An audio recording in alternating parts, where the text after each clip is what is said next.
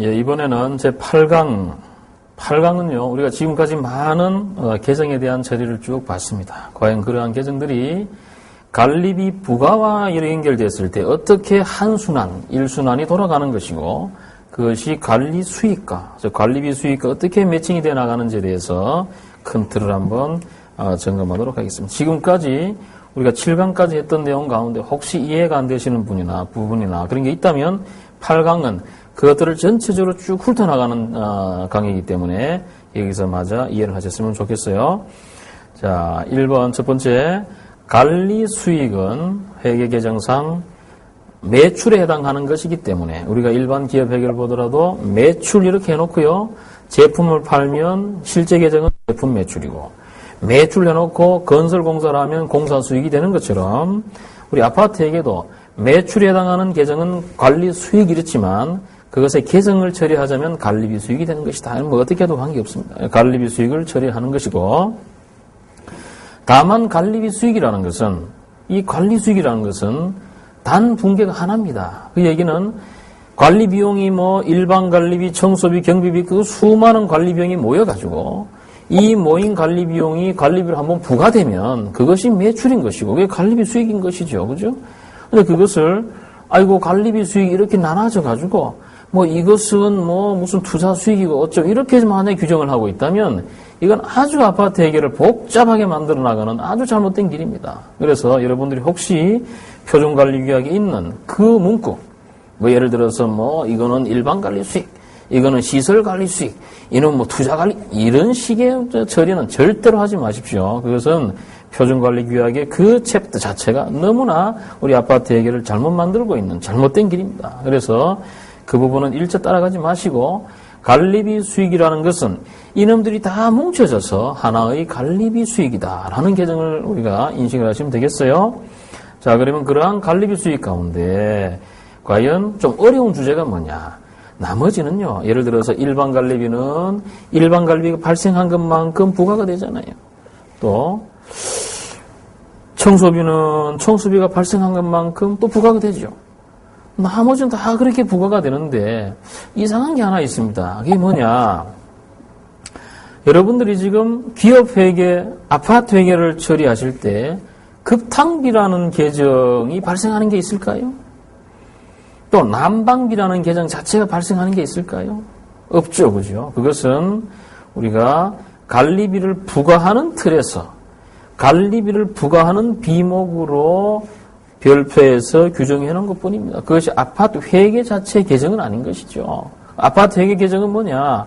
우리가 46페이지의 그 틀을 보시면 아파트 회계 계정은 비용이라는 것은 항상 발생한 형태니까 그 발생한 형태가 뭐냐? 그랬더니 연료비라는 게 있고 그 연료가 무슨 방가스유나 경유일 수도 있고 도시가스가 있을 수도 또 지역 난방이 될 수도 있겠지만 여하튼 연료비입니다.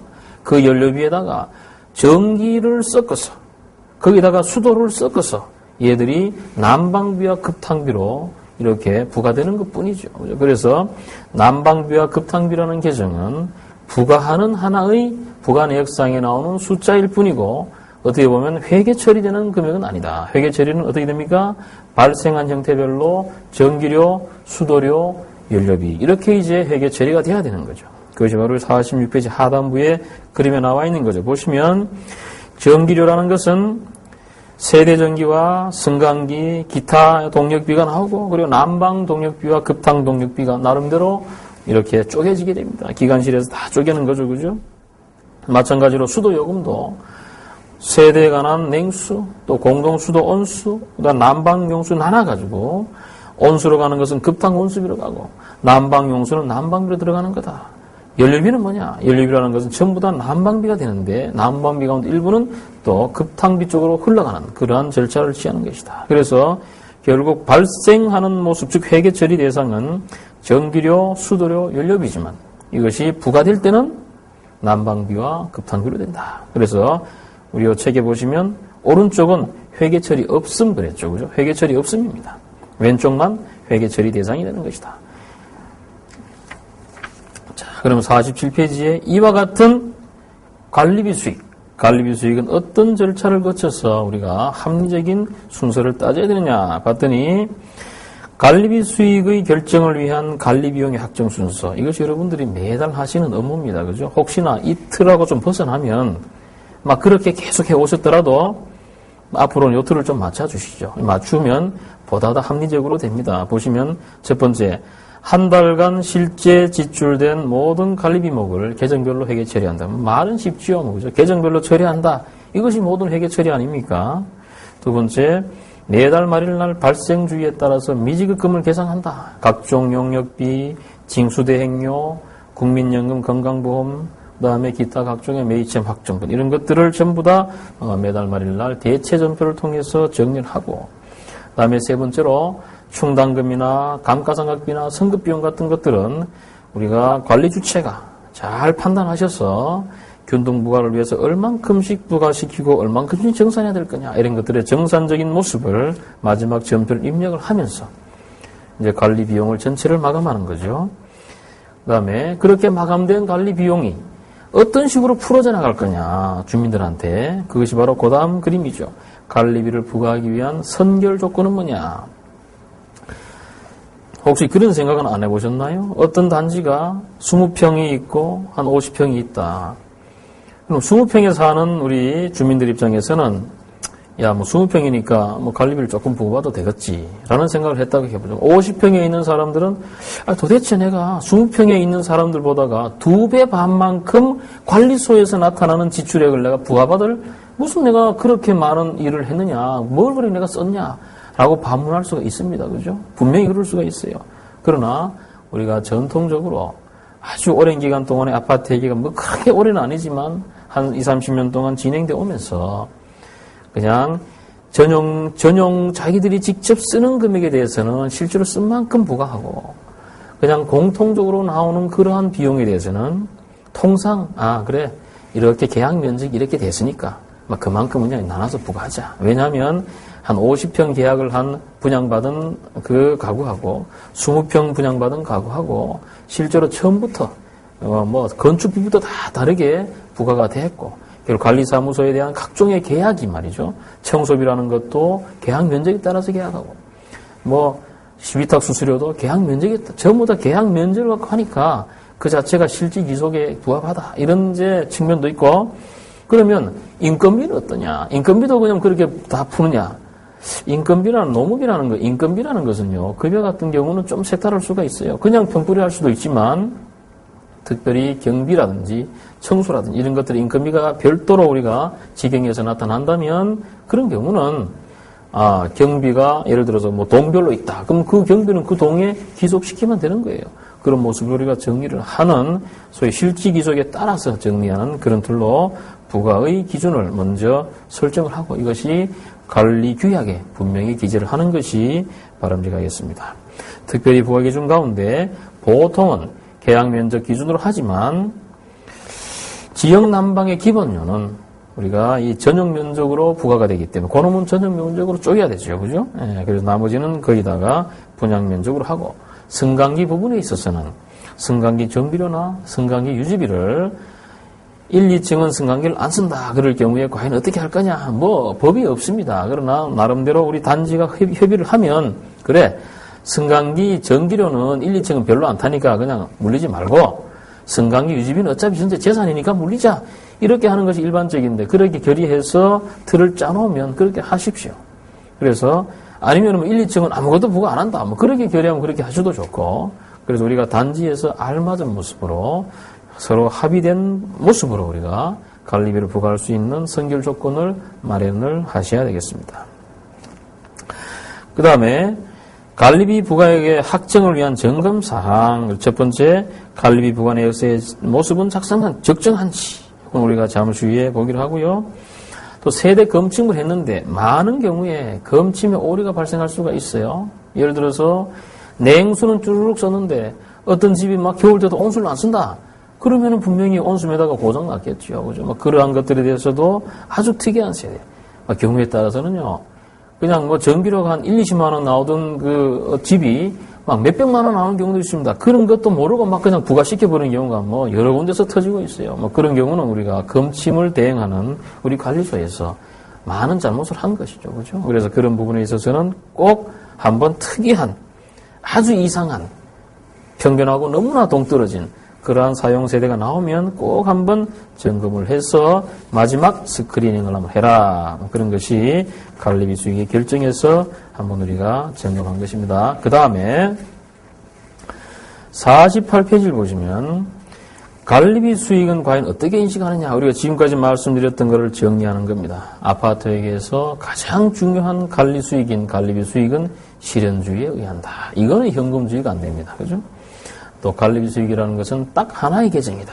표준규약에서 말하는 무슨 어쩌고 저쩌고는 들은 척도 하지 말자. 그 다음에 갈리비 수익의 장부상 기장일자는 그냥 소급 기장해서 매월 말일자 한 번만 적는 것을 우리가 정답으로 한다. 그 다음에 부가차손이나 전산차손액이 당연히 뜹니다. 왜냐하면 10만 원을 예를 들어서 한 330세대에 부과하면 당연히 전산 차이가 뜨잖아요. 그러한 전산 차이라는 것을 어떻게 정리할 거냐. 가장 아름다운 모습은 나오는 대로 그냥 띄우는 거예요. 띄우면 그놈이 당연히 관리 총 손익에 그 숫자가 떠 있게 되는 거죠. 그런데 위탁 관리나 이런 경우에 보면 그 숫자를 조정을 하는 겁니다. 임의로 그냥 회계 처리해가지고 관리 총 손익은 0원으로 만들고 그러면 밑으로 빼는 거죠. 그죠? 잡손실이나 잡수익으로 빼는 그러한 처리를 하지만 불필요한 행동은 할 필요가 없다라는 것이 저희 지론이고요. 그 다음에 48페이지 하단부에 보면 관리 비용이라는 것은 법에서 말하는 관리 비용이 있고요. 그런 관리 비용 가운데 우리가 위탁관리 통합회계가 시행되면서 많은 틀이 그쪽 틀에 맞추어서 이러한 그 규약이 시행령이 개정되고 있습니다. 그래서 우리 그 박스에 주의라는欄을 보면 중분류라는 게 있습니다. 중분류. 중분류에 갔을 때 보니까 보험료라든지 대표회의비라든지 정화조에 대한 청소비 같은 것들이 중분류를 해서 그냥 쭉쭉 틀어놓게 돼 있는데 이 자체가 우리 일반적인 아파트 회계에서는 원래의 계정으로 보내면 돼요. 예를 들어서 정화조 청소 같은 경우 수선 유지비, 보험료나 대표 운영비 같은 경우는 그냥 일반 관리비 이렇게 보내더라도 아무런 문제가 없다. 이것을 왜 굳이 이렇게 중분류로 뺐냐 하는 것은 위탁관리 통합회계를 할 때 회계 처리나 세무정리를 편하게 할 수 있도록 하기 위해서 어떻게 보면 임의적으로 조작된 그러한 틀의 모습이다라고 생각을 하셔도 되겠습니다. 자, 이제 49페이지부터 우리가 일반 관리비부터 하나씩 한번 빠르게 착착착 점검을 해보죠. 자, 일반 관리비. 아마 우리 경리분도 그렇고 소장님들도 그렇고 단지에서 주민들한테 그냥 이렇게 안 좋은 소리를 듣지 않으려면 일반 관리비 금액을 자꾸 평당 금액을 낮추면 좋겠죠. 그죠? 그러한 유혹을 받겠죠. 주민들 가운데 이렇게 말하기를 좋아하는 주민들은 야, 옆 단지는 일반 관리비가 평당 얼만데 말이야. 우리는 얼마다. 이런 얘기를 아주 공공연하게 하고 다닙니다. 그런데 문제는 그 일반 관리비가 회계 처리의 결과에 대해서 나오는 거기 때문에 그러면 일반 관리비에 뭐를 집어넣고 빼는지에 대해서 말을 하지 않는 거죠. 그래서 많은 우리 관리 주체가 일반 관리비에 들어갈 것을 쭉쭉쭉 빼가지고 다른 밑으로 쭉 돌리는 경우가 많아요. 예를 들어서 위탁 관리비를 밑으로 뺀다든가 아니면 대표 회의비가 중분류이기 때문에 법상으로 빠질 수 있는 밑으로 뺀다든가 이런 모습을 하는 경우가 많습니다만은 어떤 형식을 하든지 간에 일단 원칙대로 가고 그 원칙을 한번 정해놨으면 계속성의 원칙을 준수해서 한번 결정된 일반 관리비는 아주 회계상 오류가 아닌 이상 계속적으로 일반 관리비로 처리해줘야, 부과시켜줘야, 그래야 이 비교 가능성이 있는 그러한 결과가 나온다. 그래서 유의사항의 조삼모사 금지랬습니다. 소장이 오면서 아침 점심으로 그냥 일반 관리비에 들어가는 내용들이 바뀐다든가 이러면 안 되는 거죠, 그죠? 네. 일반 관리비의 구성을 보면 일반 관리비는 인건비가 있고 관리비가 있습니다. 인건비에는 급여, 수당, 퇴직, 상여, 연차, 복리 각종의 것들이 인건비로 들어가는데 이거는 계정 처리를 어떤 걸로 나오는 계정으로 다 처리하면 되죠, 그죠? 그다음에 나머지 관리비는 유지비 형식으로 사무용품비, 소모품비 이런 것들이 있고, 그다음에 감가상각은 그냥 단순히 배분하는 비용이고, 나머지 중분류 중에서 나와 있는 보험료나 대표회비도 회계감사비도 이쪽으로 우리가 일반 관리비에 집어넣을 수가 있는 것이죠. 그래서 급여, 기본급이나 본봉에 대해서 지급 시에 분계를 해주는 것이고요. 수당도 마찬가지입니다. 퇴직급여, 이거 정산부가 분계죠. 그래서 차변의 퇴직급여, 대변의 퇴직급여 충당금 매월 말짜로 해주는 것이고, 그 다음에 50페이지에 보면 복리후생비, 그달치 국민연금이나 건강보험 가운데 우리 주민들이 부담시켜야 될 부분은 미지급금, 직원한테 봉급을 주면서 뽑아놓은 건 예수금, 그럼 그 다음 달 10일날 빠져나갈 때 대변의 예금, 차변의 미지급금, 예수금 착착 이렇게 아주 멋있게 빠져나가는 그런 모습을 우리가 구별해야 되겠습니다. 그 다음 복리후생비 가운데 좀 중요한 큰 금액이 나갔다 라고 하면 그냥 선급비용으로 잡아놓고 특정한 기간 동안에 안분을 하는데 아까 말씀드렸듯이 안분하는 금액이 그냥 들쑥날쑥하면 안 되는 거죠. 그죠? 우리는 예를 들어서 50만 원은 뭐 2달이다 그러면 항상 거의 2달에 맞추어서 관리비를 부과시킬 수 있도록 그렇게 정리해야 되겠습니다. 그 다음 감가상각비. 감가상각비라 그래서 전부 다 관리비로 일반 관리비로 부과되는 것은 아니라 그랬죠. 그래서 만약에 감가상각비가 발생했지만 이것은 관리비로 부과하지 않겠다 그러면 관리 외비용으로 뜨는데 일반적으로 그런 사유가 합리적이 되려면 적어도 그러한 유형자산을 외부에서 기증을 받아가지고 일단 받을 때 대변에 관리의 수익인 자산수중익이나 자비익으로 잡아놨을 때 잉여금의 왜곡을 방지하기 위해서 곧바로 잉여금에서 빼주는 그러한 관리의 비용으로 처리하는 그런 틀이 되겠습니다. 50페이지 하단부에 업무추진비. 업무추진비라는 것은 없어져야 될 계정이죠. 그죠? 업무추진비는 세법에서도 인정되지 않는 것이 오래됐기 때문에 소장에 대한 업무추진비 20만원, 30만원 주는 게 있다. 그럼 그것은 그냥 급여나 재수당으로 보냅니다. 다만 채용할 때 업무추진비에 대해서는 나중에 상여금이나 퇴직금, 연차수당 같은 거 계산할 때 포함 안 시키겠다 라고 서로 간에 합의했으면 이거는 개인의 어떤 신용의 문제니까 비록 돈은 받았지만 급여로 넣었지만 그런 부분은 나중에라도 이의를 제기하지 않으면 되겠죠. 그죠? 그러나 법상으로서는 당연히 다 포함이 되면 줘야 되는 거겠죠. 대표회의 관련자한테 지급하는 업무 추진비는 대표회의비로 처리하도록 그렇게 합니다.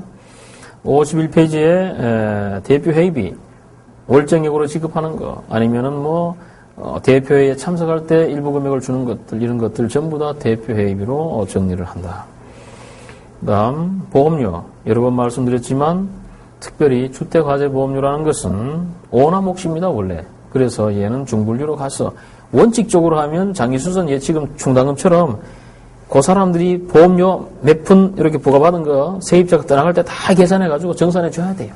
그러나 이건 중요성의 원칙에 따라서 그렇게 하진 않는 걸로 이렇게 정리가 되어 있죠.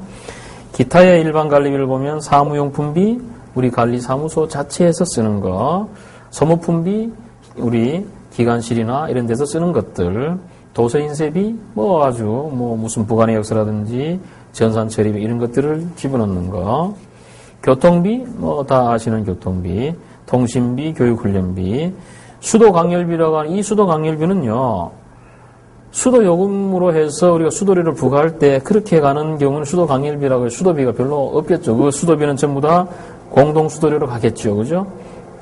요때 수도강열비라는 것은 그냥 어떤 관리소 아니면 다른 어떤 경비소소 이런 데서 이 단지는 수도요금이 각 개별 세대로 고지가 될 때 그때 수도강열비가 공통비가 나올 때 이런 계정을 쓰는 경우가 있습니다.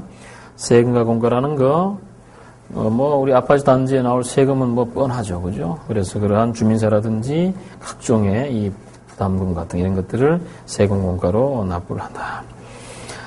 자, 그 다음에 이런 것들이 일반 관리비고요. 그 다음에 중분류로 보면 원래 관리비목이 일반 관리비, 청소, 경비, 소독 일어나가지 않습니까? 그러면 일단은 청소, 경비, 소독이라는 크게 세 가지 이 계정 전부 다가 용역을 줄 수도 있고 자체적으로 수행할 수도 있지요. 그죠? 그러면 용역을 주게 되면 용역 대금 자체가 청소비 또는 경비비 또는 소독비 이렇게 하고 대변에 지금 돈을 주면 현금 예금, 안 주면 미지급금 이렇게 매월 말자로 또는 지급일 날 정리하는 것이고 직영인 경우가 조금 복잡합니다. 직영은 청소, 경비, 소독에 대해서 직접 수행하는 자들에 대해서 각종 인건비라든지 각종 자재비가 전부 다 원래 계정으로 다 들어가 있겠잖아요.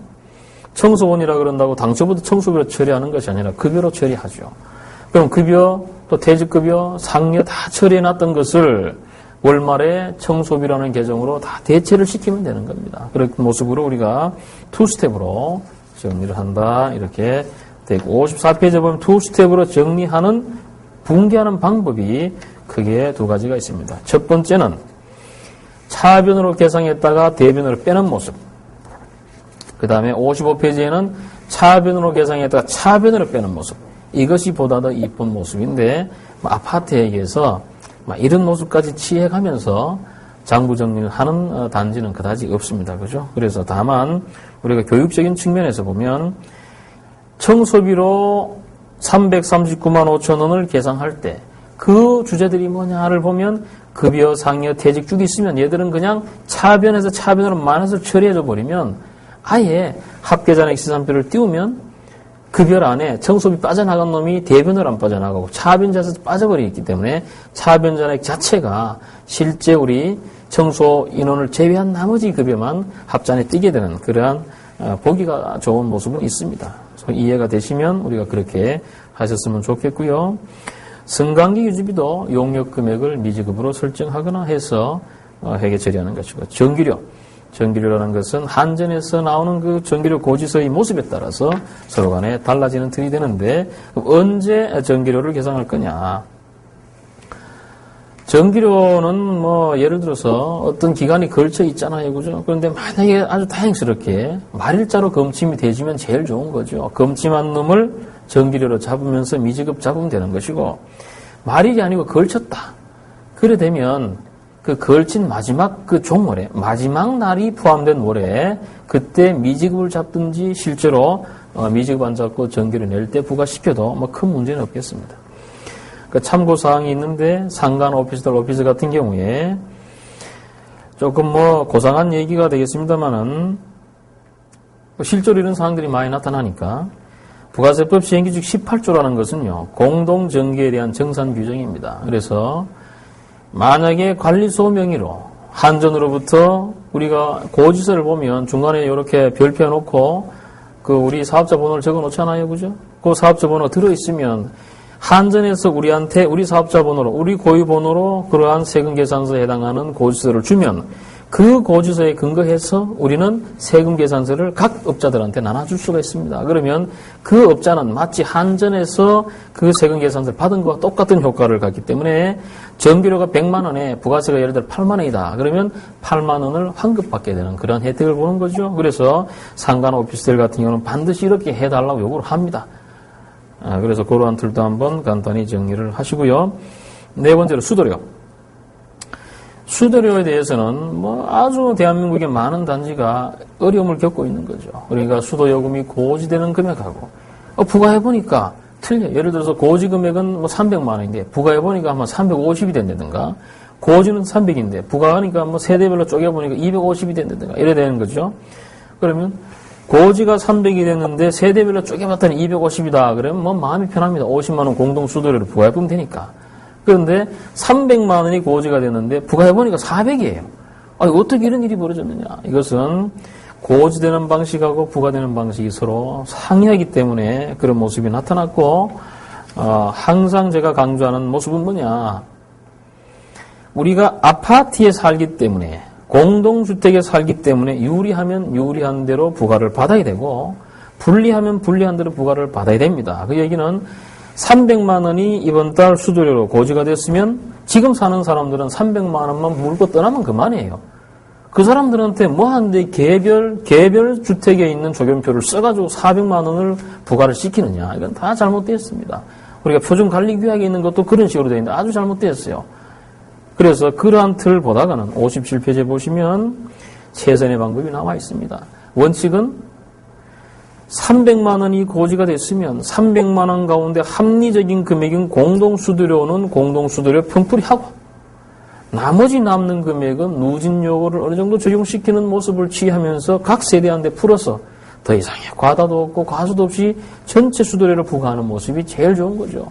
물론 그 방식 역시 아주 최적의 모습은 아니기 때문에 우리가 차선책으로 선정을 하기 때문에 일부의 비효율은 발생합니다. 예를 들어서 어떤 세대가 12톤을 똑같이 썼는데 어떤 달은 10,000원이 고지되고 어떤 달은 15,000원이고 이럴 수가 있는 거죠. 그죠? 막 그러한 문제는 뭐 물론 나타나지만 어쨌든 가장 그래도 합리적인 방식이 바로 그 방식입니다. 여러분들이 57페이지에 있는 그 방식을 한번 참조하셔서 수수료에 대한 부과 방식을 한번 체크를 해보셨으면 좋겠습니다.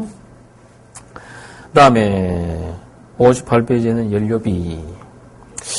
연료비라는 것, 유류대, 도시가스, 지역난방연료금 이렇게 되어 있는데 이 연료비라는 것은 있는 대로 회계 처리하면 돼요. 예를 들어서 세금계산서를 받으면 세금계산서대로 또 과거처럼 만약에 빵가스유나 경유를 떼는 기름을 떼는 단지다 그러면 기간일지에 나와 있는 그 선입선출법에 따라서 계산한 그 기름 쓴양 거기에 대한 금액만큼만 연료비로 계산을 하면 되죠. 물론 빵가스유 같은 경우는 온도에 대한 조절하는 그러한 틀이 있습니다. 그래서 과거에 우리가 회계감사를 갔을 때 빵가스유 떼는 단지를 가면 온도 감량을 계산해가지고 뭐 부정적발 감사도 하고 별희한한 감사를 다 한 적이 있습니다만은 하여튼 지금은 그런 단지가 많이 줄어들었죠. 그래서 이제는 연료비라는 것 자체가 아주 심플하게 계산할 수가 있는 그러한 모습이 되긴 됐습니다. 그래서 일단 연료비가 들어오면 차변의 연료비, 대변의 뭐 미지급금 또는 저장품 이렇게 연료비 계산을 하는 것이다. 이렇게 연료비가 나타나면 거기에다가 난방용, 급탕용, 동력비, 전기료를 더하고 또 급탕에 대해 들어가는 수도요금을 거기다 더하고 그리고 급탕비 톤단 단가를 빼버리면 난방비가 나오는데 우리가 급탕비라는 건 뭐냐? 급탕비라는 것은 차가운 물을 따뜻한 물로 데우는 값이니까 그 데우는 값은 어떻게 하면 되겠어요? 겨울에 아주 찬물이 들어와가지고 불 떼서 데우는 값하고 여름에 뜨뜻한 물이 들어와서 불 떼서 데우는 값이 같으면 되겠습니까? 그건 안 되는 거죠. 그래서 급탕비에 대한 부과 방식은 춘추, 하절기, 동절기의 변동 단가를 반드시 쓰셔야 되는 거죠. 그래서 예를 들어서 겨울에는 한 통당 데우는 단가가 한 3,000원이다.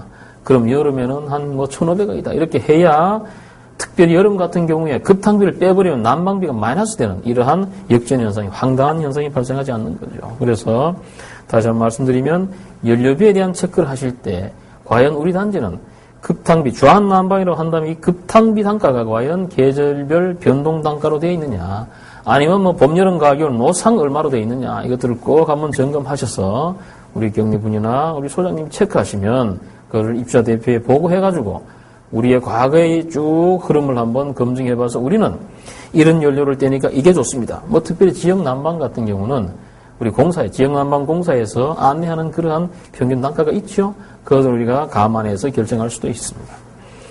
자, 그리고 우리 마지막 주제가 기타의 중분류 비목이다 그랬는데 원래 10대 관리 비목은요. 거기 보시듯이 일반 관리비, 청소, 경비, 소독, 승강, 수선 이런 것들이 거기다가 이제 징수대행인 전기, 수도, 연료, 장기수는 이런 여러 가지가 있고 이거 외에 나와 있는 각종의 계정들은 아까도 말씀드렸듯이 전부 원래의 계정으로 돌려보내면 돼요. 이것이 위탁관리 통합회계 수행 때문에 별도로 다 빼가지고 복잡하게 만들어 놓은 겁니다. 제가 이 아파트 회계를 강의하면서 처음부터 말씀드리는 것이 아파트 회계가 복잡하게 돌아가지고는 아무것도 안 되는 거죠. 그러니까 가급적이면 중분류에 해당하는 보험, 대표, 정화조 청소, 즉 정화조 오물 수수료에 관해서는 원래 계정으로 처리하는 것이 훨씬 더 아름다운 아파트 회계가 된다. 그래서 여러분들이 이 나머지 요 구강 전체를 한번 8강을 보시면서 아파트 회계라는 것이 이런 식으로 전체가 구성이 돼가지고 관리비가 이렇게 부과가 되는구나 하는 것에 대해서 매달 여러분들이 업무를 수행하시지만 한번 혹시나 좀 누락되거나 잘못된 게 있으면 이 기회에 조금씩 개선해 나가는 그런 기회가 됐으면 좋겠습니다. 자, 이상으로 이 강좌를 마치겠습니다.